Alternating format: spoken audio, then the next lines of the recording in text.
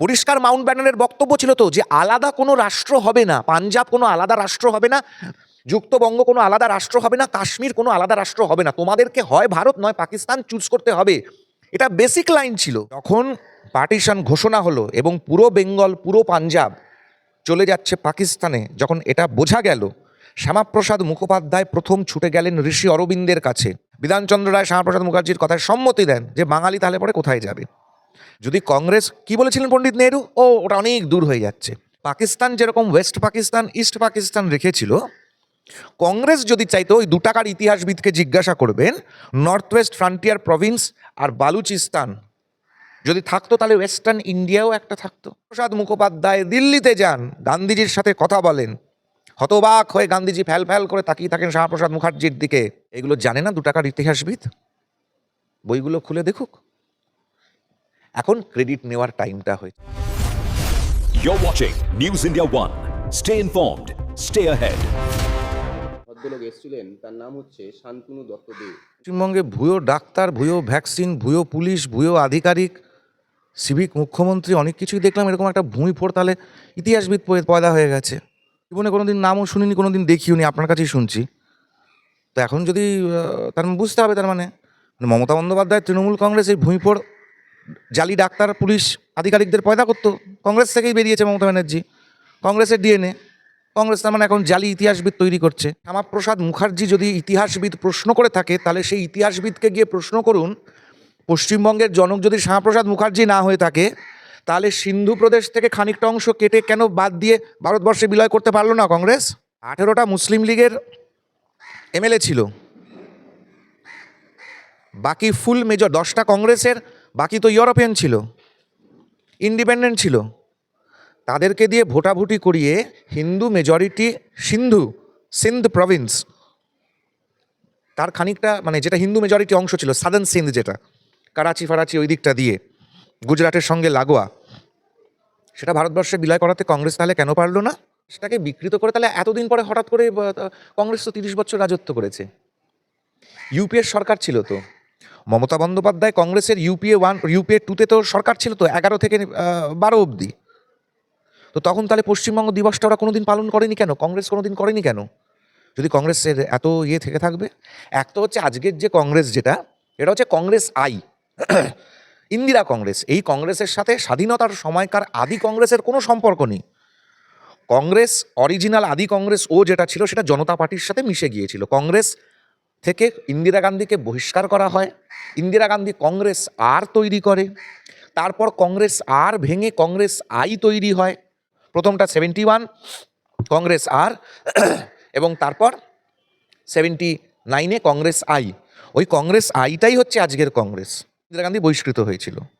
I কংগ্রেসের কথা বলছে কি করে? 1 নম্বর কথা। দ্বিতীয় কথা হচ্ছে ইতিহাসটাকে বিকৃত করে নিজেরা এখন ক্রেডিট নিতে চাইছে। খান আব্দুল গাফর খান, নর্থ ওয়েস্ট ফ্রন্টিয়ার প্রভিন্সের গভর্নমেন্টটাই কংগ্রেসের ছিল। খান আব্দুল গাফর খান তো চেয়েছিলেন না যে নর্থ ওয়েস্ট ফ্রন্টিয়ার প্রভিন্স পাকিস্তানে যাক, তাহলে কংগ্রেস সেটাকে রাখতে পারলো না কেন? বালুচিস্তান প্রিন্সলি এস্টেট ছিল, প্রিন্স অফ কালাট। বালুচিস্তান ভারতবর্ষে বিলয় হতে চেয়েছিল, তাহলে কেন কংগ্রেস বালুচিস্তানকে ভারতবর্ষে রাখতে পারলো না? যদি কংগ্রেস কি বলেছিলেন পণ্ডিত নেহরু, ওটা অনেক দূর হয়ে যাচ্ছে। পাকিস্তান যেরকম ওয়েস্ট পাকিস্তান ইস্ট পাকিস্তান রেখেছিল, কংগ্রেস যদি চাইতো ওই 2 টাকার ইতিহাসবিদকে জিজ্ঞাসা করবেন, নর্থ ওয়েস্ট ফ্রন্টিয়ার প্রভিন্স আর বালুচিস্তান যদি থাকতো তাহলে ওয়েস্টার্ন ইন্ডিয়াও একটা থাকতো। সেটা থাকারই দরকার ছিল না, কারণ Balochistan, north West frontier Province, Kashmir, এই কানেক্টিভিটি তো হয়ে যাচ্ছে। নিচে সাদার্ন সিন্ধ, সাউথ সিন্ধ, মাঝখানে নর্দার্ন সিন্ধ আর পাঞ্জাব, ওয়েস্ট পাঞ্জাবটা নিয়ে একটা পুরো 4 দিক দিয়ে ইন্ডিয়ার ঘেরার মাঝখানে একটা পাকিস্তান হতো। কেন করতে পারেনি এটা? পাঞ্জাবকে পার্টিশন করতে হবে। হিন্দু পাঞ্জাবি, হিন্দু শিখ কোথায় যাবে? মাস্টার তারা সিংয়ের সঙ্গে দেখা করে, শিরোমণি আকালি দলের সঙ্গে দেখা করে, সাব ডিভিশন ভাগ করে অর্থাৎ মহকুমা ভাগ করে, ডিভিশন ভাগ করে অর্থাৎ জেলা ভাগ করে, রাজ্যকে ভাগ করে অর্থাৎ প্রভিন্সকে ভাগ করে যদি দেশ ভাগ হয় তাহলে দেশ ভাগ হবে, না হলে দেশ ভাগ হবে না। গোটা পাঞ্জাব, গোটা বেঙ্গল পাকিস্তানে যাওয়া এটাই ছিল ঠিক, কারণ বেঙ্গল 54% মুসলিম মেজরিটি ছিল, পাঞ্জাব মুসলিম মেজরিটি প্রভিন্স ছিল। 46% নন মুসলিমের জন্য এই ওয়েস্টার্ন পার্ট অফ বেঙ্গলটাকে আলাদা নিয়ে আসতে হবে, এই আইডিয়া, এই লড়াই 76টা হিন্দু মহাসভা এবং কংগ্রেসের একসাথে সভা হয়েছিল 6ই এপ্রিলের পরে, যৌথ সভা শুধু কলকাতাতে 76টা। এই ইতিহাসটা জানা নেই, ইন্দিরা কংগ্রেসের জানা নেই, ওই 2 টাকার ইতিহাসবিদের জানা নেই। তখন পার্টিশন ঘোষণা হলো এবং পুরো বেঙ্গল, পুরো পাঞ্জাব চলে যাচ্ছে পাকিস্তানে। যখন এটা বোঝা গেল, শ্যামাপ্রসাদ মুখোপাধ্যায় প্রথম ছুটে গেলেন ঋষি অরবিন্দের কাছে। ঋষি অরবিন্দ তাকে দিক নির্দেশনা দিলেন। শ্যামাপ্রসাদ মুখোপাধ্যায় ফিরে এসে কলকাতাতে প্রাদেশিক বঙ্গীয় কংগ্রেসের নেতৃত্বের সাথে কথা বললেন। বঙ্গ কংগ্রেস দোলাচলে প্রথমে কিরণ শঙ্কর রায় বিরোধিতা করেছিলেন, যুক্তবঙ্গের পক্ষে ছিলেন। ঠিক যেরকম শরৎচন্দ্র বসু যুক্তবঙ্গের পক্ষে ছিলেন, বিধানচন্দ্র রায় শ্যামাপ্রসাদ মুখার্জির কথাটাকে বুঝতে পারেন, কারণ দুজনে খুব ভালো বন্ধু ছিলেন। চন্দ্র রায় শ্যামাপ্রসাদ মুখার্জির কথায় সম্মতি দেন যে বাঙালি তাহলে পরে কোথায় যাবে। শ্যামাপ্রসাদ মুখোপাধ্যায় দিল্লিতে যান, গান্ধীজির সাথে কথা বলেন। হতবাক হয়ে গান্ধীজি ফ্যাল ফ্যাল করে তাকিয়ে থাকেন শ্যামাপ্রসাদ মুখার্জির দিকে। তো বলেছিলেন দেশ বিভাজন আপনার মৃত শবের ওপর দিয়ে হবে, তাহলে কি করে হচ্ছে? মাউন্ট ব্যাটেনের কাছে যান শ্যামাপ্রসাদ মুখার্জি, যে কি করে, কারা এখানে সই করেছে। মাউন্ট ব্যাটেন দেখান, যেই দেখো কংগ্রেস এবং মুসলিম লীগ সই করে দিয়েছে, এগ্রি করে নিয়েছে। তখন তিনি যান পাঞ্জাবে, ছুটে যান মাস্টার তারা সিং, শিরোমণি আকালি দলের নেতৃত্ব। মাস্টার তারা সিং কংগ্রেসের কাদ্দাওয়ার নেতা ছিলেন ওই সময়। তাদের সাথে কথা বলেন, তাদেরকে বোঝান। তখন একটা ইউনিয়নিস্ট গভর্নমেন্ট চলছে পাঞ্জাবে, মুসলিম লীগকে আলাদা রাখার জন্য, কিন্তু মুসলিম লীগ সিঙ্গল লার্জেস্ট পার্টি সেই সময় এবং বিরাট শক্তি তার, জিন্না তাদের নেতা। সেইখান থেকে দাঁড়িয়ে এই আইডিয়া, সাব ডিভিশন অর্থাৎ মহকুমা ভাগ করে, জেলা অর্থাৎ ডিভিশন ভাগ করে, প্রভিন্স অর্থাৎ বেঙ্গল এবং পাঞ্জাব ভাগ করে যদি দেশ ভাগ হয় তাহলে আমরা দেশ ভাগ মানব, না হলে মানব না। 24শে এপ্রিল তারকেশ্বরে যখন বেঙ্গল ন্যাশনাল কনফারেন্সের আয়োজন করলেন আশুতোষ লাহিড়ী এবং সমস্ত রাজনৈতিক দল মত নির্বিশেষে সবাইকে ডাকলেন, তাতে কংগ্রেসের কিরণ শঙ্কর রায় থেকে কংগ্রেসের নলিনীরঞ্জন সরকার থেকে সবাই সেখানে উপস্থিত ছিলেন। এগুলো জানে না 2 টাকার ইতিহাসবিদ? বইগুলো খুলে দেখুক। এখন ক্রেডিট নেওয়ার টাইমটা হয়েছে। পশ্চিমবঙ্গে কংগ্রেসের তৃণমূল শেষ, কংগ্রেসকে এখন উঠে আসতে হবে, সিপিএমকে এখন উঠে আসতে হবে। তাই জন্য সবাই বলছে না না, জ্যোতি বসুও সই করেছিল।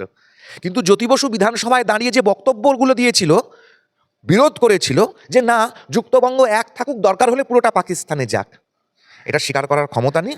যুক্তবঙ্গ আলাদা রাষ্ট্র হিসেবে তো থাকতো না।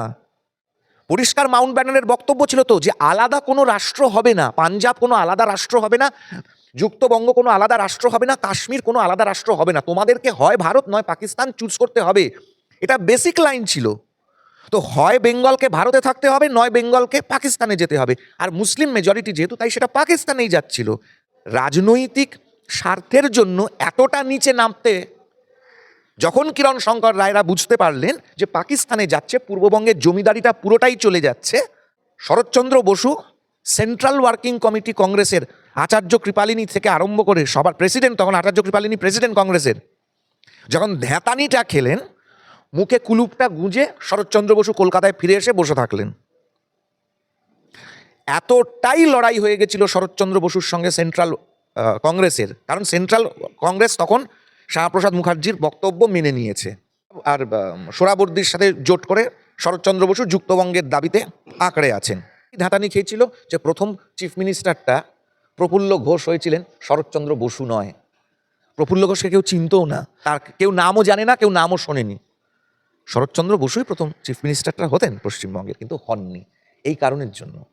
এগুলো এই 2 টাকার ইতিহাসবিদ বলবে না, ওকে গিয়ে প্রশ্ন করবেন। বিকৃত ইতিহাস করে রাজনৈতিক ধান্দাবাজি করার চেষ্টা করছে। যদি একটা কংগ্রেসের দয়া একটা রাজ্যসভায় যাওয়া যেতে পারে, একটা টিকিট যদি পাওয়া যেতে পারে, তৃণমূল শেষ, এই ফাঁকে কংগ্রেস থেকে যদি একটা টিকিটে এমএলএ হতে পারি।